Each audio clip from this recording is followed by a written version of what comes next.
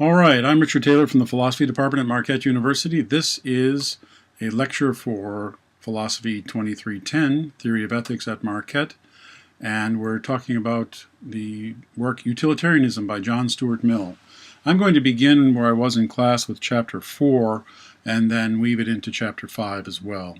Chapter 5 is perhaps one of the most important chapters in all the thought of Mill, and so I want to go through that with you in some detail. But let's begin here with what we already did in class, and then I'll finish up Chapter 4 and head into 5. So, Chapter 4 is on of what sort of proof the principle of utility is susceptible. And Mill says here in a very straightforward way in the beginning of that chapter, the utilitarian doctrine is that happiness is desirable, and the only thing desirable as an end, all other things being desirable as a means to that end. We'll see he's going to modify this a little bit in spite of what he's saying. But his main point here is that the only thing desirable is happiness or things that are a means to happiness.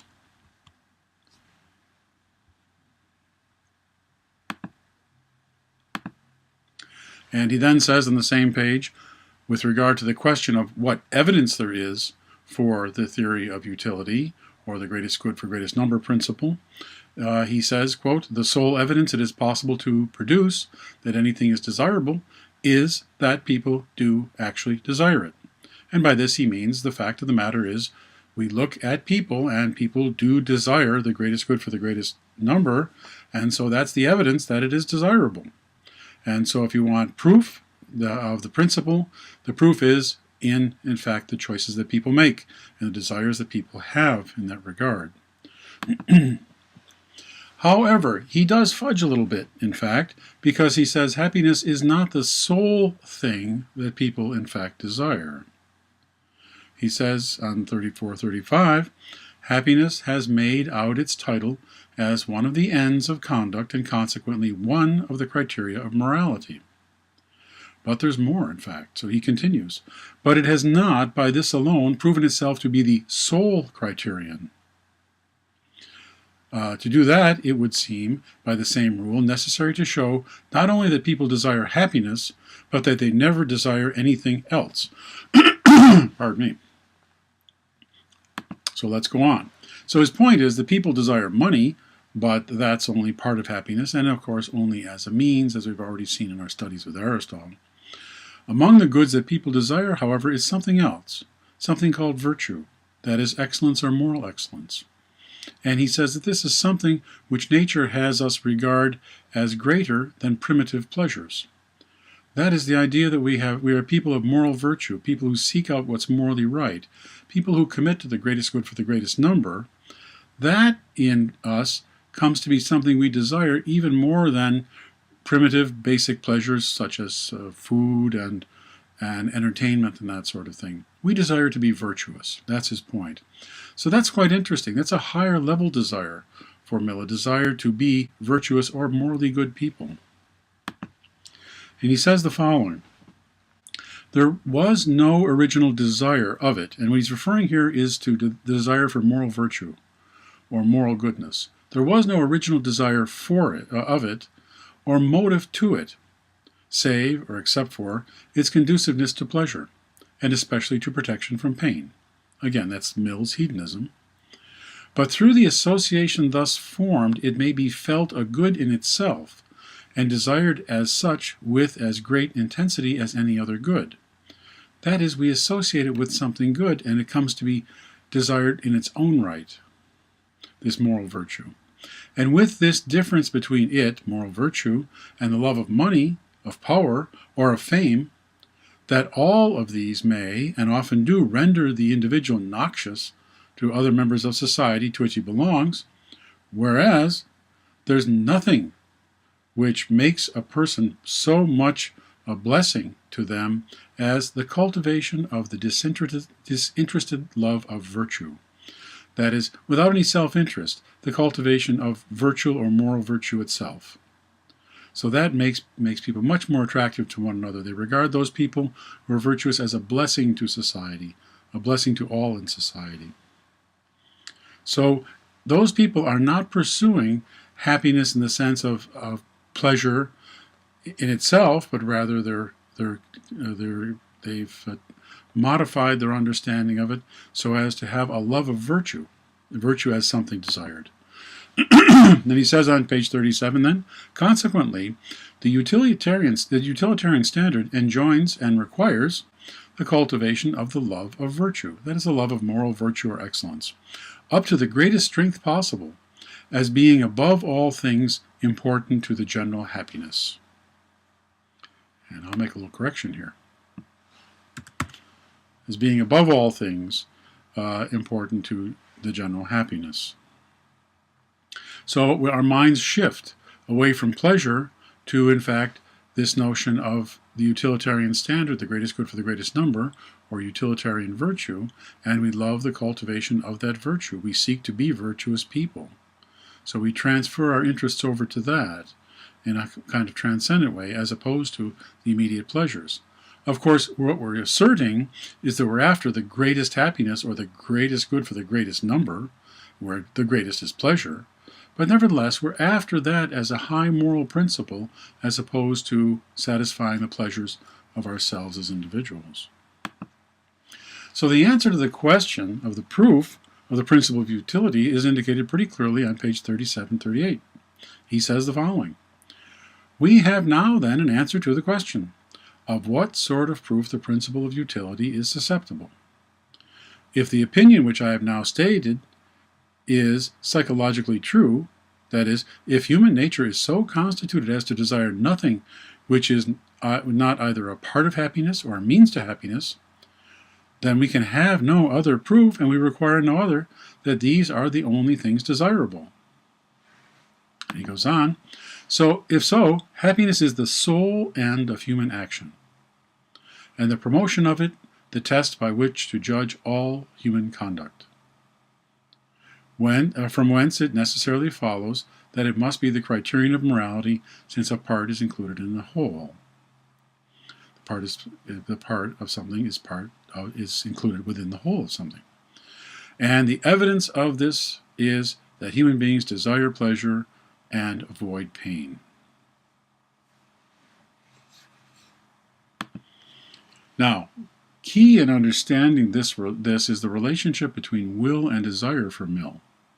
We want to be very careful about this then, because what he's saying is that when we become more adult, as it were, and more mature in our morality, then will controls our desires for a greater good, that is, the greatest good for the greatest number. When we're younger, our desires control our will, because we seek out something. When we're children, we seek out and want a certain pleasure, or a cookie or something of that sort, then our desire takes over and directs our will toward the getting of the cookie. But as adults, we can switch back.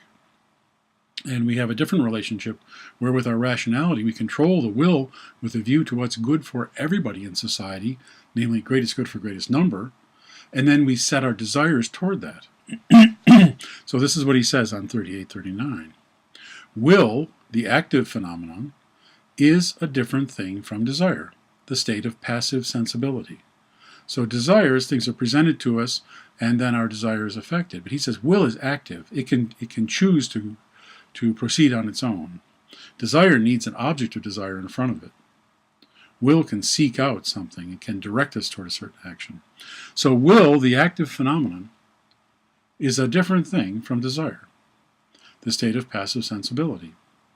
And though originally an offshoot from it, that is, will came from desire in a certain way, may in time take root and detach itself from the parent stock. That is, will may have come from desire, but when we mature, we can separate the two, and will become something that can control desire. He goes on, so much so that in the case of a habitual purpose, instead of willing the thing because we desire it, we often desire it only because we will it. That is, we think things through, we think about what ought to be and conclude to what ought to be done in a certain case, and then our will redirects our desires in the right way to achieve that goal. We are not controlled by our desires, but we can redirect those desires and with our minds pick out what is right and then will that, and then say that then, because I will it, it becomes my desire. So we go on. He adds this then, how can the will to be virtuous, where it does not exist in sufficient force, be implanted or awakened? How do we wake it up? And he says, only by making the person desire virtue.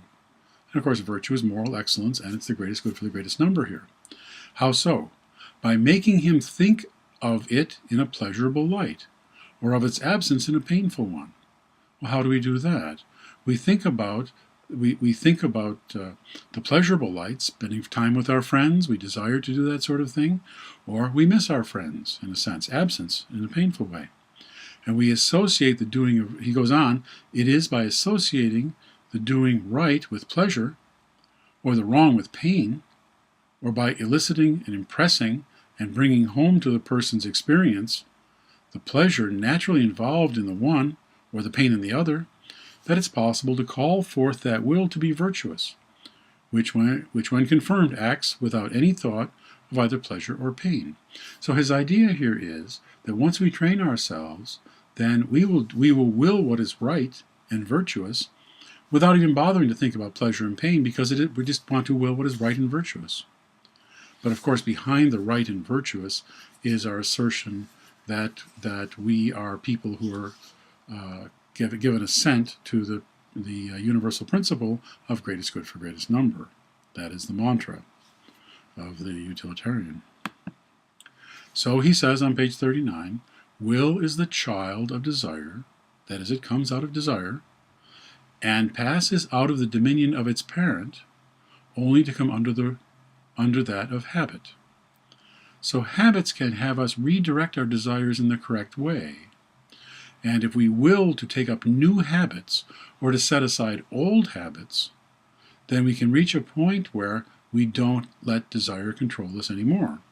And I've told you in class that, in fact, I smoked for quite some time, until I was 27. So I smoked about 8 years, from I was 19 to 27. But I have habituated myself not to smoke, and the result is that I have no desire anymore because of the habit that's been formed of not smoking. I have no desire for it whatsoever. Of course, when I started to smoke, then I formed bad habits, and I let my desires control me in that way. But we can change that, and I did this by force of will. So my will said, time to form new habits, and those new habits made the desire for smoking no longer something in my life, something I reject, in fact. But that was long ago. So in this context, habit plays a central role. Habit is essential to this. We've seen the importance of habit in Aristotle, and we see it again here. Mill writes the following. Both in feeling and in conduct, habit is the only thing which imparts certainty. It is because of the importance to others of being able to rely absolutely on one's feelings and conduct, and to oneself of being able to rely on one's own, that the will to do right ought to be cultivated into this habitual independence. So it ought to be independent of these other notions, because habit will make us able to will without being controlled by desires. We can use our minds, in other words. So he says, in other words, on page 40, in other words, this state of the will is a means to good, not intrinsically good. So it isn't that the will is the end goal in all of this, but it is a means to the good. He goes on, and does not contradict the doctrine that nothing is a good to human beings, but insofar as it is either itself pleasurable or a means of attaining pleasure or averting pain. So it still fits in with the utilitarian hedonistic doctrine. So that was about bringing about will and habit, the importance of habit in bringing it about, and overcoming the lower desires for a higher desire, and that higher desire, brought about through habituation, is the desire for the utilitarian morality of greatest good for greatest number. Now, I mentioned, pardon me, I think I should get my sinuses taken care of. Okay, so chapter 5 on the connection between justice and utility. Now, please pay very close attention here, because the connections between justice and utility are not what you might think. These are technical terms for Mill. So we want to be very careful, especially the term justice. Do not use your common sense notion of justice only. Mill has a sophisticated and precise definition of justice. So please pay attention to this. So the previous chapters, as I say, are interesting, but in fact I find chapter 5 on justice to be the most important for Mill. You should take that as a hint. This is the most important. Other things are important, but this is extremely important for understanding the moral thought of Mill. So let's proceed. Pardon me. First of all, do instinct and feeling function as legitimating or validating, you might say, are acting on urges which arise from them? That is, just because we have an instinct and feeling, does that mean it's okay to do whatever we feel like doing? Is it a betrayal of our nature, our human natures, if we do not act on our natural feelings? Are we morally wrong if we refuse to act on natural instincts and feeling? It's something to think about. Why would that be the case, or why not? And then just what is Mill's view? So the question here is it always right when we're in harmony with nature? If nature gives us certain feelings, wants, needs, desires, is it morally right to act on them just because nature gives them to us? Or is morality something a bit different? Let's have a look at Mill. Mill says this on 41. In the case of this, as with our other moral sentiments, feelings, right? Sentiments is the word for feeling. There is no necessary connection between the question of its origin and that of its binding force. No necessary connection between where it came from, its origin, and its binding force. That is, just because it's natural doesn't make it moral. And he goes on to say this then, that a feeling is bestowed on us by nature does not necessarily legitimate all its promptings. That is, just because we have a natural feeling doesn't make it right to follow those feelings and act on them. We need, as we've seen in Aristotle as well, we've seen in Kant as well, we need reason to be our guide, a reason that has already helped us form will to choose the right kind of life, the sort of habits we need to be moral persons. But this is about justice, and that's his concern in this particular chapter. So, our feelings are not necessarily a good guide to what is right and just. But where does the feeling concerning justice come from for Mill? What is the distinguishing characteristic of justice? And just what is justice? So he wants to pursue that. He uses a couple of different methodologies. Pardon me. A couple of different methodologies with regard to understanding justice, figuring out where it came from, that sort of thing. So let's have a look at how he does this.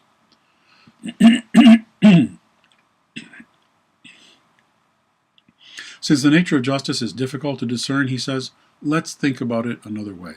Let's talk about its opposite, injustice. So maybe that'll give us some insight into the nature of justice. First, we generally think it's unjust to deprive someone of personal liberty, personal freedom, or their property, or things belonging to the person by law. So the opposite of justice involves legal rights. The opposite of that, injustice I mean, or the unjust, is justice, which involves legal rights. So that's one characteristic of justice, legal rights. Let's use the same method. Consider the opposite, and then see what's involved in justice itself. So second, there exist such things as bad laws, and we have a moral right to oppose them. Hence, the opposite, justice, or just laws, involves good laws. So here are two characteristics that seem necessarily involved in the notion of justice. One, legal rights. Two, good laws. Now there are more. Third, it's unjust to obtain a good or to undergo an evil which is undeserved. So if that's unjust, to get something that's undeserved, then the opposite, justice, involves deservedness. So justice involves getting what you deserve.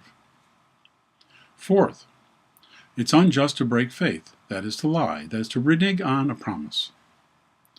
Hence the opposite, justice, involves promise-keeping. So we add two more to these, promise-keeping and deservedness. and 2 more characteristics of justice. So what we're doing here is saying these are all characteristics that are involved with justice, and maybe they'll help us see what justice itself is. So the 5th of the characteristics is that it's unjust to be partial, to side with one person rather than another, to be unequal in that regard. So hence the opposite justice involves impartiality for Mill. 6th, inequality is also often considered unjust. Hence the opposite justice may frequently involve equality. So we add 2 more characteristics to this. We have impartiality and we have equality.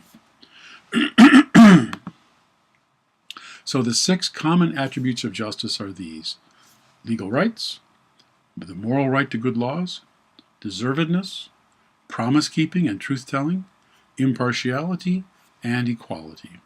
Now what he's done here is shown you that these are all characteristics that seem to belong to justice, but they haven't really revealed what justice itself is. Although with these, we can recognize these as attributes or characteristics of justice. So what binds all these together under the one term, justice? Because we want to we know they're all together, but what's really at the heart of it holding them all together? Well, he says, consider the meaning of the word and the way the word has been derived, the etymology of it.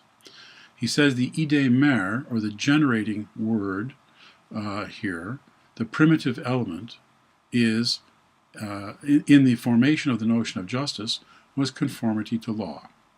And why does he say this? Because the word justice comes from the Latin jus, juris, which means law, justitia, which means lawfulness, justum, something that is a law, and jusum as well. So that comes from the Latin term with the J instead of the I. The sentiment or feeling of justice, then, he says, it comes from that, but the sentiment or the feeling of justice, then, can be transferred to laws that ought to exist.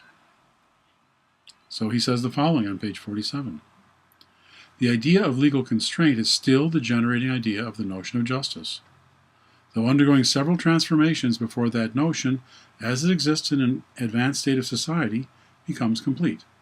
So still the basic notion of justice is restraint, or legal constraint. The law binds you to something. So justice involves a kind of binding, and that takes different forms in different societies. But you are, as it were, held to a law, held under control of a law. You have to live under laws. That's the sense of the term that he's using here. Still, he says, how does this differ from moral obligation in general? Because if we have an obligation to live under justice, how does that relate to moral obligation? Pardon me. For Mill, both justice and law involve the idea of penal sanction, and that is prison or jail, a sanction that if you don't stay in accord with justice and the law, then you may be subject to penal sanction. You may have to go to prison or jail. Or it can also mean a kind of sanction by society. All of society disagrees with you and thinks that your approach is wrong.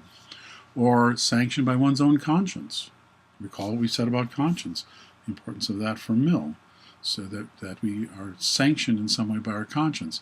It bothers our conscience when we don't act in accordance with justice and the law, in this sense. This brings up then the notion of duty for Mill. And duty has to do with obligation and what we ought to do. So let's look more closely at the definition of duty. Here's his definition on page 47. Duty is a thing which may be extracted from a person as one extracts a debt. So you may compel someone to do what they ought, or their duty, just as one can compel someone to pay a debt. He says, unless we think that it may be extracted from him, we do not call it his duty. So we can compel someone. If somebody has a duty to give us the key to the room once we pay for the motel room or something of that sort, he has a duty. We paid for it. We signed the paperwork. Give me the key, because he ought to give it to me, because it's his duty under the agreement that we just made. So, and if the person won't give you the key, then you call the manager, and the manager says, give him the key. He's already paid for the room, etc. And it's our duty, when people pay for the room, to give them the key. All right. So it can be extracted from someone. It can be, the person can be forced to do his duty. That's the sense that Mill has. Now, with regard to right and wrong. Right and wrong for Mill are founded on notions of deservedness or undeserved punishment. Okay, so either we deserve punishment or we do not. And right and wrong involve that. We've already seen that earlier with regard to the notion of justice as well. So the definition here of duty, with the definition of duty we've already seen, a duty we can extract from someone by compulsion, if necessary. Someone has a duty to pay the taxes, then the government can compel that person to pay the taxes, if necessary. And it is in this fact that morality differs from expediency and worthiness. So expediency, what we need to do in the situation, and worthiness. So this is what the difference is then. This is where morality differs. He's going to break this down now in another way, though. So you may need to go over this again. That's fine. Watch the video again. But he has another way. This is very important in understanding the nature of justice and the nature of duties. Let's proceed. Mill speaks of two different kinds of duties, and these are technical terms. So don't just take the meaning from what you immediately see in the words. Let Mill define his terms. And you need to know the defined terms in his philosophy. So there are duties of perfect obligation, and there are duties of imperfect obligation. The duties of perfect obligation are those which have a correlative right attached to them. So the duties that have a connected right to them are called duties of perfect obligation, because there's a complete connection between a duty and a right. Somebody has a duty and somebody has a right. So when you pay for your ticket to ride on the Ferris wheel, then you have your ticket, and the person over here has a duty to take your ticket and put you on the ride. And if they do not, then they are violating your rights because you paid for a ride on the Ferris wheel. And so the person is not doing his duty in that case. But when you have a right and a duty together, those are called duties of perfect obligation. Now, there are other duties of imperfect obligation. And in this case, they're duties, the things you morally ought to do. But these moral obligations don't give rise to a right in some person. For example, you have a duty, if you have extra money, you have a duty to give to the poor. But it doesn't mean that you have to give money to every poor person you see.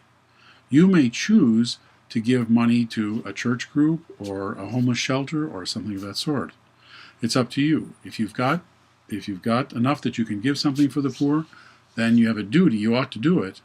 But nobody can compel you. There's nobody who says, I have a right to your money. Those are called duties of imperfect obligation. So duties of perfect obligation are moral obligations, the perfect ones, but they also have rights. And the two of them are connected. Duties of imperfect obligation are things we, again, morally ought to do, but there's nobody who has a right. If we don't do them, we're not violating anybody's rights in that sense. This is a very important distinction for Mill. And let's go on. He then says this then. It seems to me that this feature in the case, that is a right in some person, correlative with a moral obligation. Okay, so you come to see me during office hours, and it's your right to see me, and I am obligated to see you. Those two go together. It seems to me that this feature in the case, a right in some person, correlative to the moral obligation, constitutes the specific difference between justice and generosity or beneficence. Generosity or beneficence means doing well for other people. So what's the difference between the two? One of them has rights. So matters of justice involve matters of rights. Generosity or beneficence does not involve rights.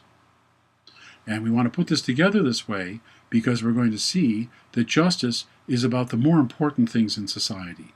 We make up laws and duties under laws and rights. We give people rights about things that are more important than others. So let's go on. So he says, justice implies something which it's not only right to do, but wrong not to do, but which some individual person can claim from us as his moral right. What's he got in mind? If someone assaults me on the street, I can call out to people, come to help me. And if there's a policeman nearby or something, or even other members of society, I can say, help me. This person has assaulted me and has done something wrong to me, and my rights to walk around freely have been violated, and come give justice to me. And you call on all society to bring about justice because your rights have been violated. And that's the way it works. Rights are very important to people. And when our rights are violated, we seek justice. We seek that our rights be respected, not violated in this sense. And we talk about injustices being done, where rights have been violated. And that's exactly what Mill is talking about. The two of them go together. You have a moral right, and you have justice that says you are to have that right. If someone blocks that right, then you are being dealt with injustice in that sense. So let's go on a little bit. Oh, let me add this. Let me go back. Let me add this. So justice is about laws that have both rights and duties connected, and those are duties of perfect obligation. Okay, get the language here. Duties of perfect obligation have connected rights and duties. Obligations and rights are connected there. And people can call on us in society to come help us because we are being treated unjustly.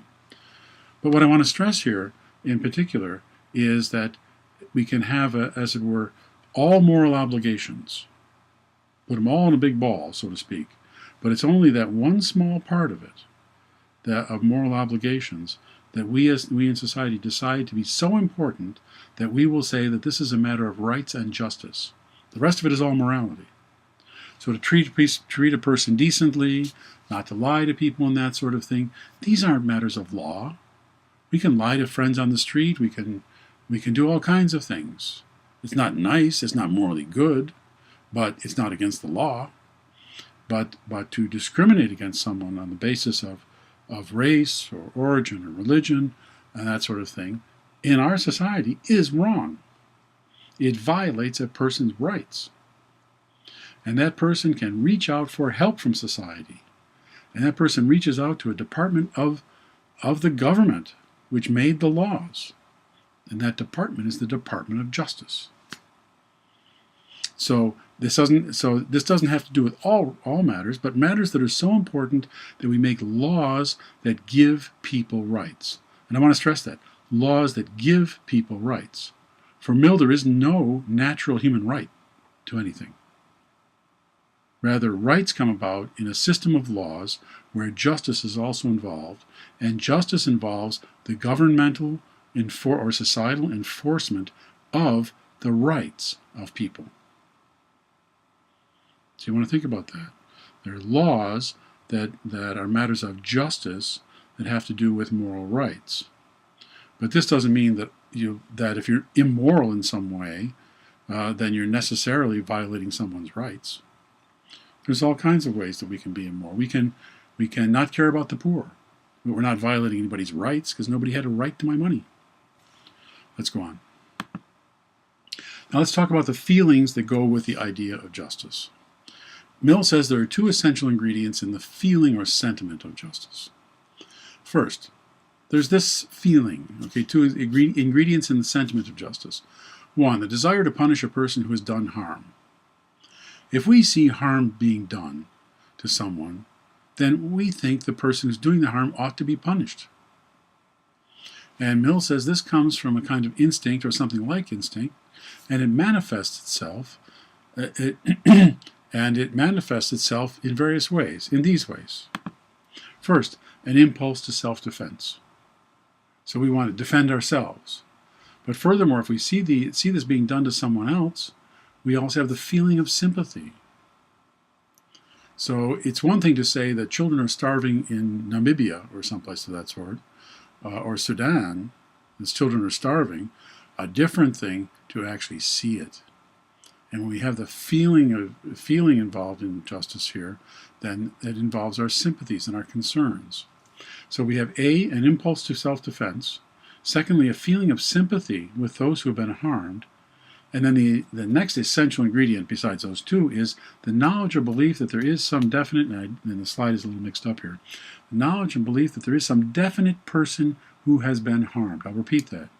2, the knowledge or belief that there is some definite person, let's add it in this way, person who has been harmed. That's essential to it. And this is what invokes the sympathies that we have and the feelings that we have in this regard. Let's go on a bit. Now, this sentiment, these feelings of relating to justice, this sentiment of feeling of justice is mediated by intellect and sympathy. We use our minds, we think about it, and then we have sympathy toward people. And because of that, it is applicable. That is applicable, he says, applicable to those injuries, that is to those hurts, which wound us through or in common with society at large. So those things, those kinds of hurts that are common to us all in society and that we feel ourselves, these are connected with intellect and sympathy. And so note this clear statement regarding this idea of sentiment, again, feeling. He says this sentiment has in itself nothing moral in it. He says something like this toward the beginning of chapter 5 as well. That is, the feeling is just a feeling. It doesn't have anything moral in it. It's just a feeling. But something more has to be added to make it moral. So he says here, this sentiment in itself has nothing moral in it. What is moral is the exclusive subordination of it to social sympathies, so as to wait on and obey their call. What does he mean? Our feelings are ready to act, but it's controlled by our social sympathies. And our social sympathies are a social concern for others. And that natural feeling for others, that we want to be with our fellow human beings. Remember, I talked about sentiment before. So there's a natural feeling we want to be there. And our desire to be with other human beings and to be the social animals that we are results in feelings. And when we make those feelings moral by saying it's going to be controlled by the social sympathies. And what kind of social sympathies do we have? Greatest good for greatest number. That's what we're after. For the natural feeling, which would make us resent indiscriminately whatever anyone does, that is for the natural feeling would make us resent indiscriminately whatever anyone does that is disagreeable to us. So somebody does something to me and it's disagreeable to me, I resent it. I naturally resent it. But he goes on, but when you moralize it, that is when moralized by the social feeling, and the social feeling is the one about the greatest good for the greatest number and caring for other human beings, it only acts in the directions conformable to the general good. So when you take those feelings and you play up those social feelings that you have, and then make it into morality by a commitment to the principle, greatest good for greatest number, then it only acts in the directions conformable to the general good. The general good is greatest good for greatest number. He goes on, just persons resenting a hurt to society, though not otherwise hurt to themselves. Okay, so when you recognize, for example, racism or sexism and the harm that it does to our society, maybe it doesn't hurt you, but you recognize that the harm that it does to our society, that's what he's talking about here. Just persons resenting a hurt to society, though not otherwise a hurt to themselves, and not resenting a hurt to themselves, however painful, unless it be of the kind which society has a common interest with them in the repression of. So the notion in our society today, with Ferguson and all these other things that have happened around the country, we want to keep this in mind, that in fact that hurts us all.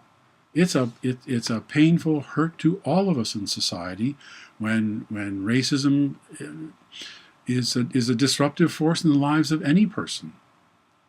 So it didn't harm us physically, but it harmed others.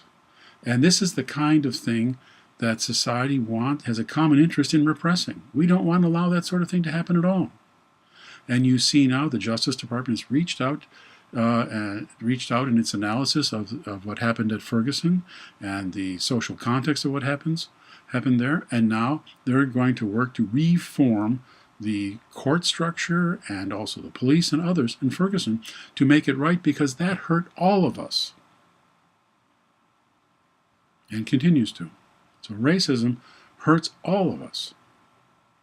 And we all want to see that issue resolved, and not to live in a racist society, and not to see innocent people harmed. Let's go on. So, what about the idea of justice? What is it? He says this: the idea of justice consists of, the idea of justice supposes two things. So it involves two things. The idea of justice involves two things. One, a rule of conduct, a way to act. That's a way to act. And two, a feeling which sanctions the act. Now, how ought we to act? Let's be very clear about this. What is the rule of conduct? Greatest good for greatest number. Remember that mantra. So the rule of conduct is the pursuit of the common good for all human beings, which is the greatest good for the greatest number. What about the feeling that propels us to act in accordance with the rule of conduct? Mill says it is the desire to punish those who are rule breakers. The rule they're breaking is greatest good for greatest number. And so Mill says that, in fact, that's what prompts us. When we see other people doing things that is contrary to the greatest good for the greatest number, we resent it. We call it an injustice. And we want to see it changed. So all of this involves, then, an essential notion of rights. What is a right? A right is something that resides or lives in an injured person as one of the forms that the idea and sentiment of justice take. The injured person says, my rights have been violated. The injured person says, the greatest good for the greatest number is not taking place here now. And the injured person calls out and asks and says that we should have feelings with regard to the notion of justice here, and calls it forth. So he says on page 52, to have a right, then, is to have something which society ought to defend me in the possession of. Think about that. To have a right, then, is to have something which society ought to defend me in the possession of. Society ought to defend my possession of the right. And so when that possession of my right, when I lose it, when somebody takes my right away from me or violates my rights, I call out to society. I call out for justice. I call out to the Department of Justice that my rights that should have been given to me by law have been violated. That's what Mill means by a notion of rights. This is then, as I indicated earlier, a kind of ticket to ride.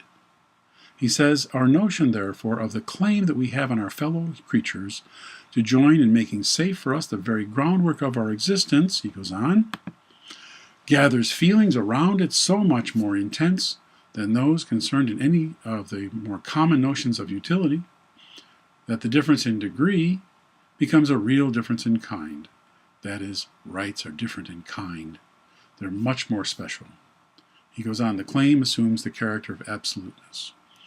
Rights start to have a notion of absolute right under the law. But let's be careful about what those rights are. I mean, don't jump in here with the notions you already have, because we want to be very clear that for Mill, these rights are not natural human rights.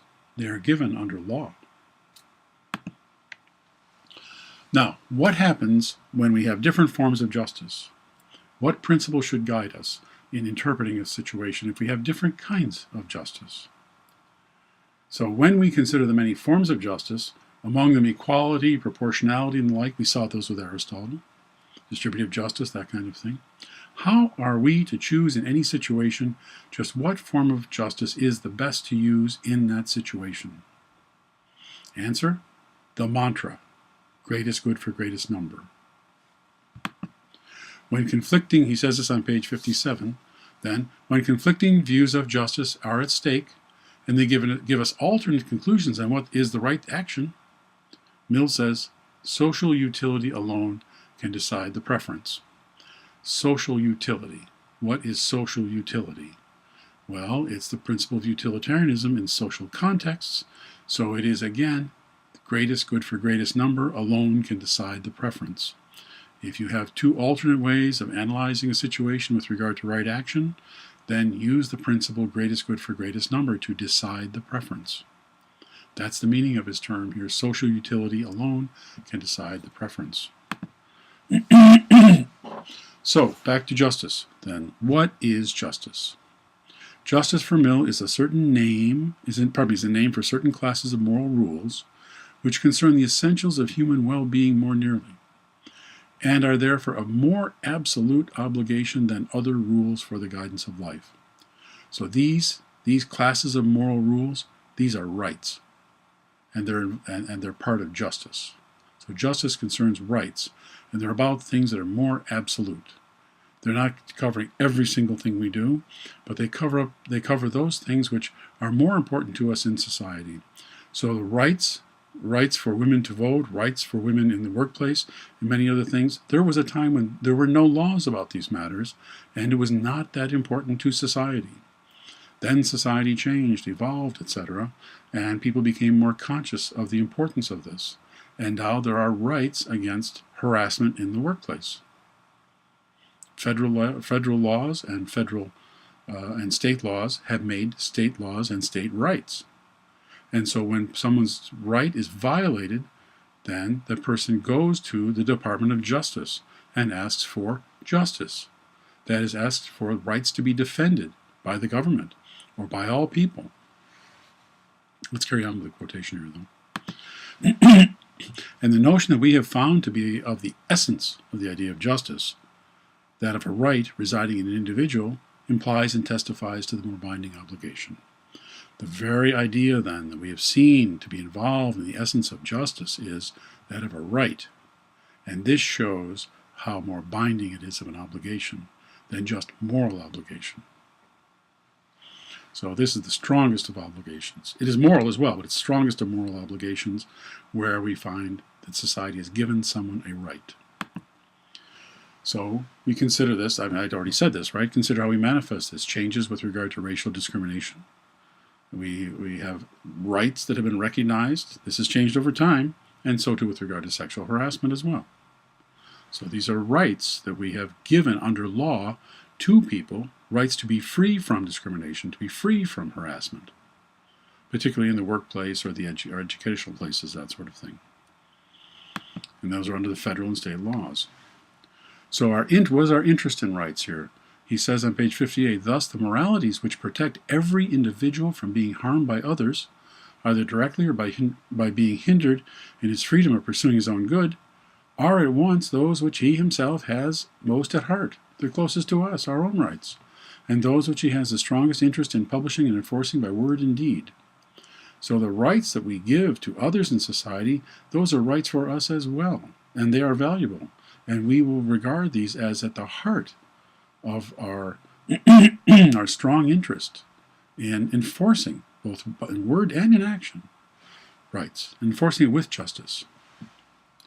So, what is included in the idea of justice? Well, one thing, Mill says, the notion of an eye for an eye.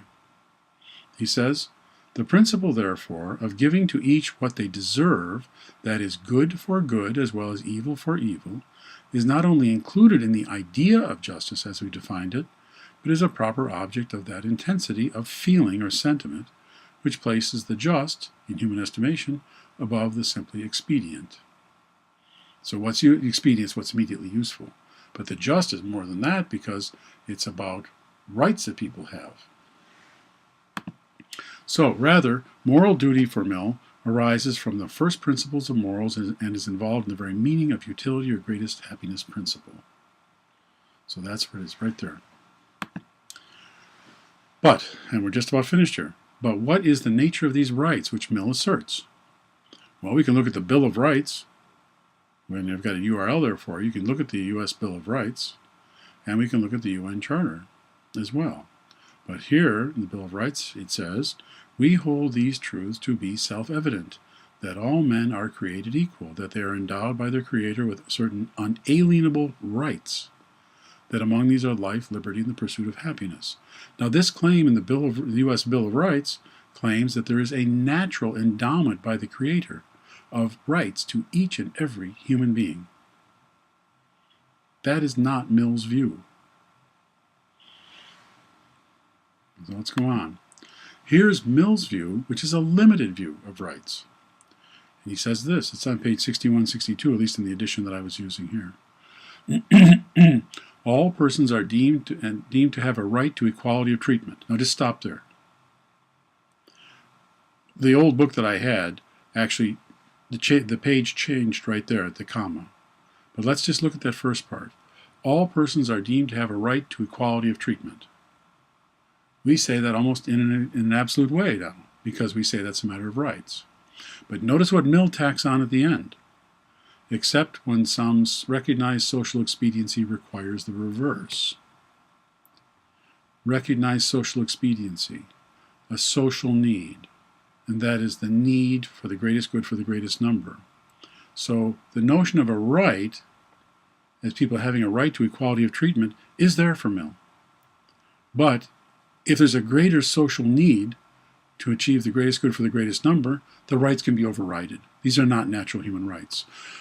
These are given conditionally by a government through law, and they can be overturned, or they can be set aside when there is sufficient social need or social expediency. So Mill does not have a notion of natural human rights. Rights are given through government and through law to individuals. Human beings do not have natural human rights. So justice then, again the definition of justice now on page 62, justice is a name for certain moral requirements which, regarded collectively, stand higher in the scale of social utility. And of course social utility is the manifestation of utilitarianism, and are therefore more paramount obligation than any others. That's what it's about. Justice is about rights like that. Though particular cases may occur in which some other social duty is so important as to override any one of the general maxims of justice. So he adds it in here again. It can be overridden. What seems to be as a matter of justice and a matter of rights can be overridden in certain situations if those certain situations require something else for the sake of the greatest good for the greatest number. So these are not absolute. So, I think it's my final quotation here and a couple of slides. Justice, then, quotation, justice remains the appropriate name for certain social utilities, which are vastly more important and therefore more absolute and imperative than any others as a class. Okay, so that's the things that are really important. They're matters of justice and matters of rights. But he goes on. He says, and which therefore ought to be, as well as naturally are, guarded by a sentiment not only different in degree but in kind. So they're guarded by a certain feeling. And he goes on finally.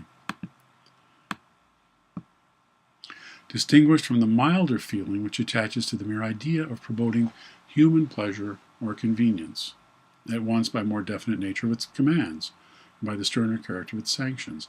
That is, it isn't just a matter of promoting human pleasure or convenience, but rather these are much more important matters, and we see them a more stern, as it were, and so we have heavier sanctions on these. So when rights are violated, someone may go to prison, or some company may be fined in some way, and so that's what he has in mind. So that's my account of chapters 4 and 5. My main concern is 5 of Mill on rights and duties. And don't be surprised if we have a quiz next time we meet, which will be on the 19th of March. But this is the lecture that you're missing for the class on the 5th of March. And so I think I'll wrap it up now. Thank you very much, and have a very good spring break. I'll see you on the 18th, perhaps at that session on philosophy and religion that I put on the extra credits space for you to consider coming to. But certainly I'll see you on Thursday the 19th of March. All right, over and out. Thanks.